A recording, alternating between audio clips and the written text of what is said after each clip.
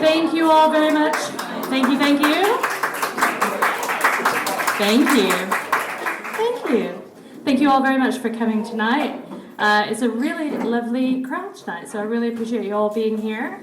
The authors are going to do just short 5-minute readings from their new books. We've got, I'm not sure what order we want to go in. I think Bill wants to go last, so let's do Richard Gadz first. 5 minutes from...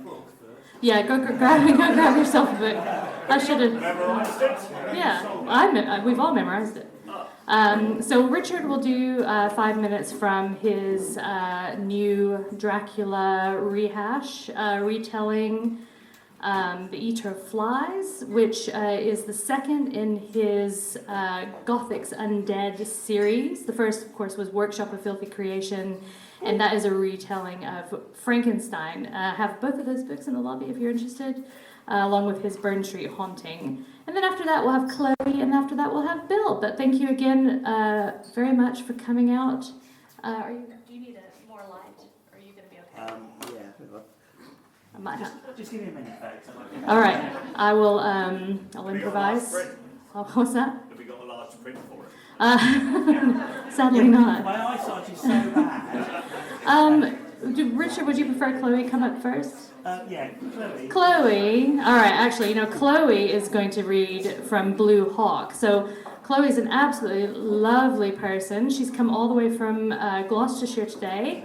So thank you very much, Chloe. Blue Hawk is a story of Joan. She's a woman in 17th century Gloucestershire. Her father is a mill worker, and he has drunk the family's money away. So Joan is obliged to learn how to dye cloth in order to save her family from ruin. Chloe has written an absolutely gorgeous book that is doing extremely well on Goodreads and every review site that is looking at it. And I'm very, very proud to have her as my author. So thank you very much, Chloe, for coming. Do you need more light as well? No. Are you sure? Yes. I'll hand you over to Chloe.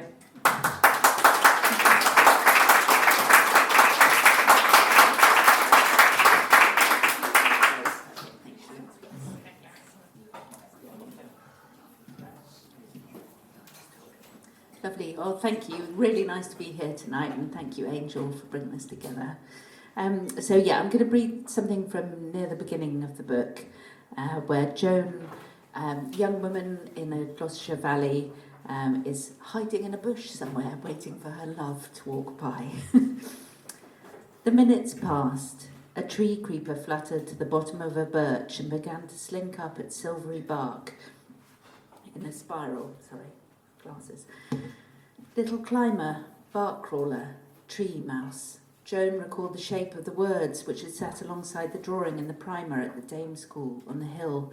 How carefully she'd copied them onto her slate. The new girl on borrowed time, desperate to catch up with the rest. Tsree, tsree, tsree, the little bird called now as it wound its way up the trunk. Its song pitched high enough that in a few years she might no longer be able to hear it. Joan tucked a curl behind her ear, regretting that she'd never thought to look in the shard of mirror glass her sister Alice had propped on the shelf above their bed. No doubt she was red-faced and grimy. Probably she was mad to think he'd even look her way.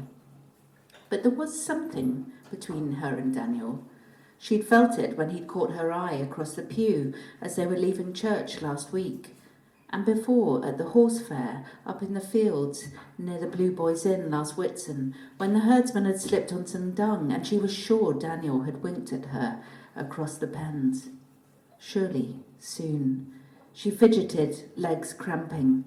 The marshy ground was starting to weigh down her petticoat, and she wished she'd tucked it up into her stays. This valley side bled spring water, spilling it down the hard-working channel of the River Frome at its base.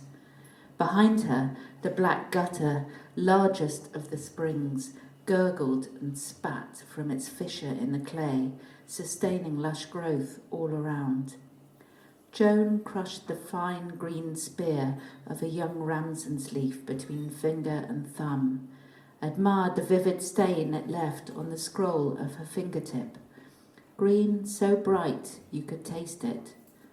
She smelt the garlic on her fingertips and her stomach rumbled. She should have brought a trug to fill while she waited. She could see the pitched roof of Daniel's father's cottage through the trees, above a cleared line where another donkey path pushed horizontally. She'd heard the men talking about Richard Randall a few weeks back. Waiting to collect a chain of yarn from the workshop, it was a discussion she'd only half understood. That he had cut loose from his congregation at Bisley that he'd grown up with, that he no longer dressed like the rest, that he'd drifted in with men who spoke outside the established church. But whatever Daniel's father thought and did, Daniel was still in the habit of making the journey down and up the valley sides to the church every Sunday, just as his late mother had. And there was still time, if he came now, for Joan to stand as if caught in the act of picking a skirtful of wild garlic, to accept his offer of company across the valley in time for the service to start. A laugh now from above, but it was a girl's laugh, and the skittering footsteps that followed sounded like a child at play. Joan shrank back. There were two figures coming down the track, and she recognised both. There was Daniel at last, with a jacket over his breeches, a fold of yellow felt in his palm, his Sunday hat with its feather, a new one for every season, tucked out of sight. And there was Rockwood, the hunting dog he'd rescued from a trap. The dog trotted alongside him with its lopsided gait, snapping at the hat as if it were a chicken for roasting. But next to Daniel, walking backwards down the path, as if drawing him on, was an even more familiar silhouette. Joan's older sister Alice wore her dresses pulled in very tight, and when she pinned her hair up, as she'd done today, from a distance you might take her for a gentleman's daughter. Alice, what is the meaning of this? They were touting for military men at the market last week, Joan heard her sister say, as they passed close to where Joan was hidden. France, or the Dutch. If the king and his brother can't decide which is the greater danger, perhaps they'll take them both on. How had Alice had time to arrive here? When Joan had crept from their cot in the twilight an hour back, her sister had been just a tangle of bedclothes on the far side. I've not got the sea legs for the navy. My stomach turned taking the fishing skiff out on the mill pond. Daniel kicked a stone off the path. Army then, Alice said, skipping round again to face him. If war's declared, we'll need soldiers. Daniel shook his head. I've not got it in me to kill a man. Joan's stomach chose this moment to rumble again, impossibly loudly, and she clutched at herself, desperate to muffle the sound. But Daniel, on the far side of the track, was perhaps too removed to hear it, and Alice, nearer, was apparently far too engaged for any such distraction. Instead, Joan watched her pout back at him. A shame, when you'd look ever so fine in uniform. Daniel pulled himself up a little at this, and Joan rocked back on her heels, making a twig crack beneath her feet. This time, the sound carried. Daniel's head snapped round at it. Then he stood a moment, staring over the trees where Joan was hidden, frowning, with a hand lifted against the low sun. She tried to make herself small, cursing the long limbs that never seemed to stop growing, feeling the prickle of a nettle as it pressed against her shin. But then Alice grabbed Daniel's sleeve, pulling him back around, making him as if they should skip together. He laughed and shook his head again, but the frown did not quite leave him.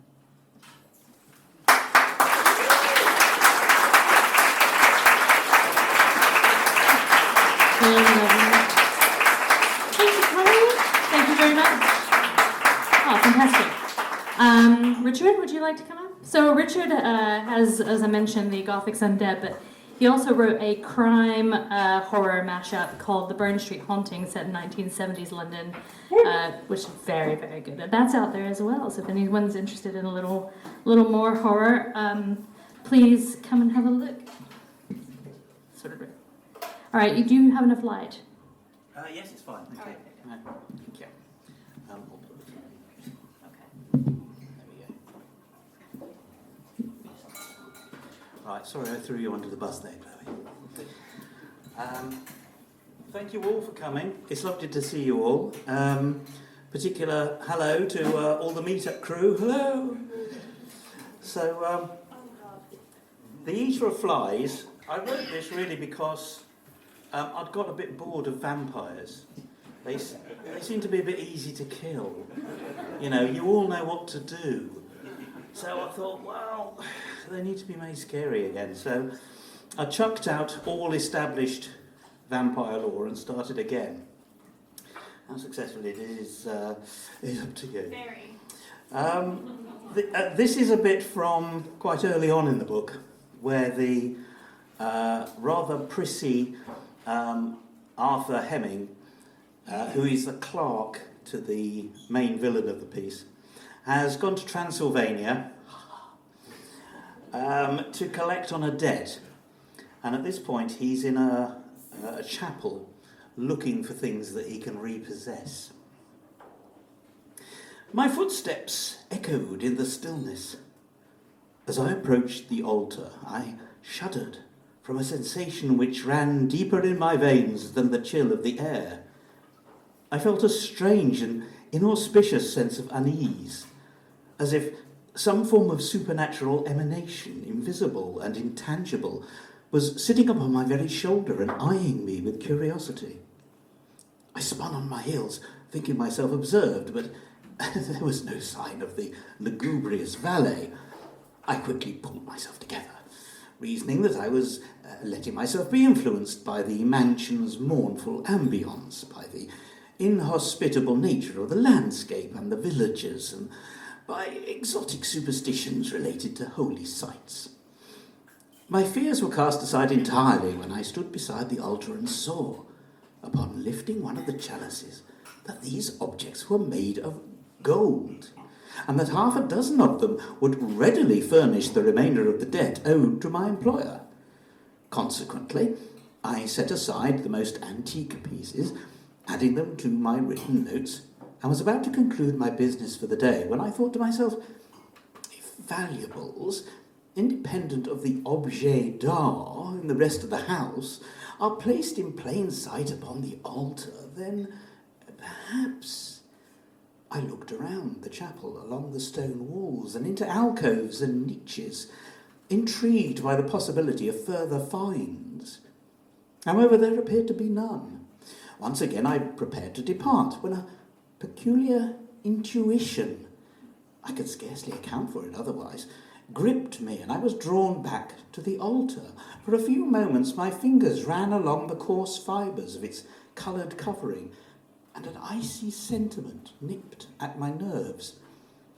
Slowly I tipped myself to one side to look at the narrow gap between the rear of the altar and the stone wall. There, as clear as day, was a sizable hole where the material had been cut open. I leaned closer and saw, slid into the recess, what I immediately suspected to be the most precious thing I had yet found. Eagerly I reached down and placed my hand on its surface, and the moment I did so, a thrill ran through me which I might ordinarily have claimed to be terror, but which in this instance was surely nothing more than the excitement of discovery. It was a box, evidently. Oriental in origin, roughly 2 feet in length, 1 foot in width and 1 in height, raised on black wooden wedge shapes at each corner. Its sides and lid were overlaid with the most exquisitely beautiful cloisonné enamel I had ever seen. The metal lines delicately worked into intricate curling patterns, and the inlay rendered in many shades of blue, a technique I believe the Chinese called yin tayang. I wedged myself deeper into the dusty gap in order to take a proper hold of it. The thing was immensely heavy. It was only with great strain to my lower back that I managed to haul it free of its hiding place and set it down upon the altar. The box was certainly of significant age, possibly hundreds of years old.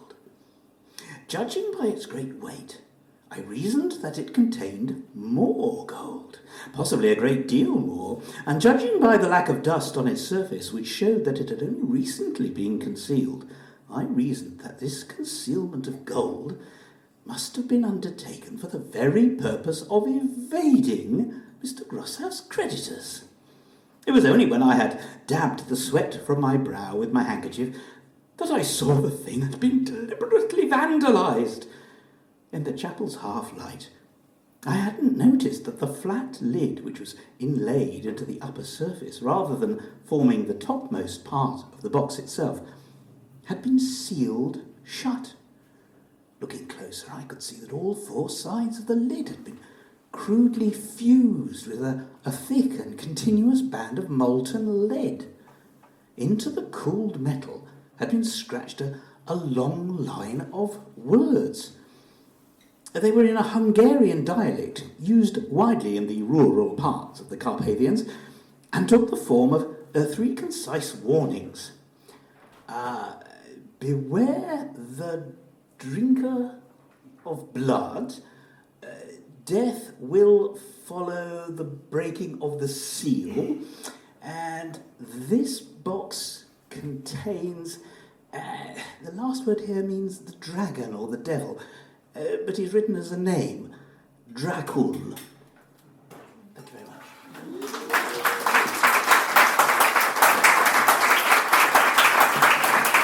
Thank you. Lovely. So last we have Bill. Bill's written a gorgeous book, it's a memoir, called Last Doorbell. It's about a young gay man in the 80s, 90s who meets an aristocrat and they end up having a relationship. 80s, yeah. Oh, you know. 90s. It's absolutely beautiful. It's a gorgeous book. And Bill is going to read. It's told from both men's perspectives, but Bill's going to read from the perspective of Ben, the younger man. Thank you. I'll bring tickets. Oh, sorry. Thanks, Angel. Can everyone hear me? Yes? I'm standing in the right position. This basically is a story of a young gay actor who is persuaded when he's very, very out of work that he might do a little bit of escort work. And he decides it's really not his thing, but he thinks, I'm going to do this for 3 months and see what happens. And so this is a little bit of the beginning when he's getting going, and we'll take it from there, thanks. I was a thoroughly inefficient tart, talentless, hopeless at the arts of seduction, and totally immune to any of the pleasure of the physical goings-on that I allowed myself to be subjected to. I truthfully don't know how I got away with it, and indeed I'm not sure that I would if I'd tried to carry on for anything more than 1 or 2 months. I wasn't like any of the other lads I came across that were working for Alan's agency. They were all seriously on the make, but also seemed to manage to get a modicum of enjoyment from what they were doing. I remember once turning up at one of the Park Lane hotels to find that 3 of us had been summoned to a vast and gaudy suite to entertain an extraordinarily obese member of one of the royal families of the Middle East, and being taken aback by what seemed like the genuine enthusiasm displayed by my colleagues. They were scampering about naked, laughing, poking fun at the vast blob of a prince who didn't seem to have to take any offence as he lay stretched out on a bed the size of Saudi Arabia, wearing a pair of massive Y-fronts and a vest the width of a schooner's mainsail.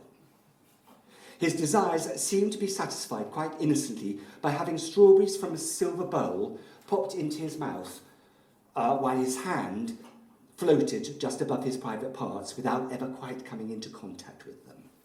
Plop, the boys were shouting with each little delivery. I couldn't give myself to the moment in quite the same way, and found myself rather self-consciously placing the fruit firmly and deliberately onto the extended tongue before wiping my fingers politely on a napkin, like a particularly diligent waiter serving afternoon tea at Fortnum and Mason's. At the end of the evening, an aide presented all 3 of us with a tight wad of notes each. My companions spent a few minutes expertly flicking through their bundles, a pleased, deserving look lighting up their faces. They had obviously visited before and knew that they were onto a winner. I accepted with delight that this was a cash reward way beyond what had been agreed, folded the notes up tight, and pushed them into the top pocket of my denim jacket. No vulgar counting out of money for me. But the greatest difference between me and my companions was that while they hailed taxis to take them off to spend their ill-gotten gains in the fleshpots of Soho, I was walking down to Trafalgar Square to catch the night bus home. As soon as I got in, my notes, counted at least 3 times to convince myself I really was in receipt of £800, were placed in a tin money box, ready for a transfer to the bank at the earliest opportunity the next morning. My friend Aurelia was wrong. My short winter and spring of whoring was the cleverest thing I ever did, and not just for the reasons that I will soon be revealing to you. Of course, there were a few downs as well as ups, but surely that was to be expected. Sensitised, traumatised, foully cut open by experience, I was not. That's not to say I wasn't touched by my friend's concern. It wasn't the most likely thing for a perpetually frightened, law-abiding young man with little experience in the ways of the world to find himself doing. I guess it could easily have been a disaster. A talentless tart I may have been, but my saving grace was my ability to talk. It may have well started off as the attempt to delay what inevitably was to follow once I arrived at my client's premises, but almost everywhere I landed up, the conversation flowed. It wasn't long before I was recognised for being the sort of company that might amuse a companionless man over dinner or a hotel, very often the various goings-on of the first 1 or 2 meetings being put to one side in the pursuit of intellectual rather than physical companionship. Quite soon, Alan took to phoning me if he ever felt that some old pussycat of a punter was more lonely than he was horny, and that might be the perfect choice to go along to soothe a soul rather than a body, tart with a heart of gold and all that. It wasn't all plain sailing, of course. You can't do what I was doing without coming up against the odd surprise. People's peccadilloes don't shock me in the least any longer, but back then the whole thing was a fairly steep learning curve. Quite early on in those few months, I rang the bell of a house in a street off Clapham Common, and almost immediately, as though he had been waiting for my arrival, with his hand on the latch, the door was opened by a rather harassed-looking gentleman dabbing at beads of sweat on his forehead with a large white handkerchief.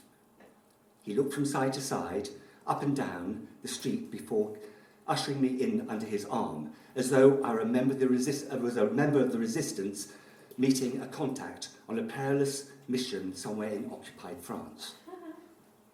"You're a school teacher," he said breathlessly, before I was able to do my usual over-hearty introduction. No, actually, I'm not. I'm an unemployed actor, resting, as they say. No, you're not. You're a school teacher. No, truthfully, I'm not. You must be thinking of somebody else. I'm a very, very naughty boy, sir, and I wouldn't be at all surprised if you would have to give me a slipper on my bare backside. Oh. Just a few minutes later, I was upstairs in the marital bedroom, half-heartedly swinging a slipper against a large purple bottom, while wondering what on earth the world was coming to. At least the man had had the decency, before my arrival, to lay the inevitable family photos down on his wife's dressing table.